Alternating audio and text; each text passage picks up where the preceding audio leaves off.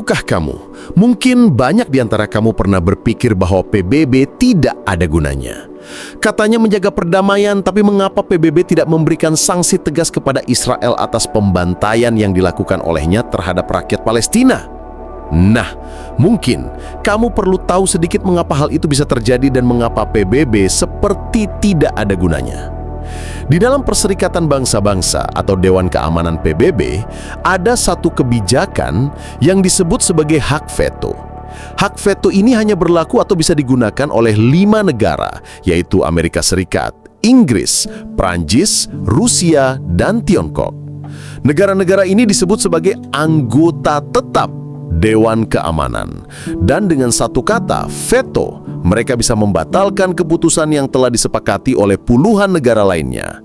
Jadi, jika seandainya dalam sebuah rapat, seluruh negara telah setuju untuk memberi sanksi kepada Israel, bahkan termasuk Inggris, Prancis, Rusia, dan Cina, namun tiba-tiba Amerika menggunakan hak vetonya untuk menolak, maka semua keputusan dari puluhan negara otomatis langsung batal seketika.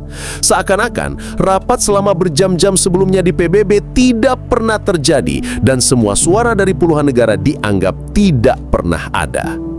Itulah aturan veto dalam PBB. Hak veto tidak bisa dibatalkan, diblokir, atau diveto balik oleh negara lain, bahkan jika keempat negara lainnya yang juga memiliki hak veto tidak setuju dan ingin melawan.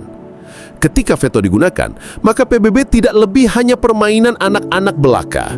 Sungguh ironis. Dunia internasional sebenarnya tidak tinggal diam.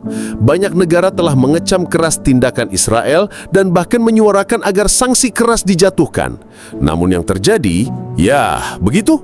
Amerika selalu melindunginya seperti orang tua yang kaya melindungi anaknya yang nakal dan problematik. Bahkan sejak tahun 1972, Amerika telah menggunakan hak vetonya lebih dari 45 kali hanya untuk melindungi Israel dari kecaman dan sanksi internasional.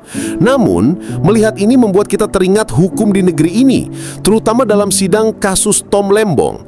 Selama proses persidangan, berbagai laporan jurnalistik independen dan analisis para ahli telah mengungkap kejanggalan demi kejanggalan dalam dakwaan.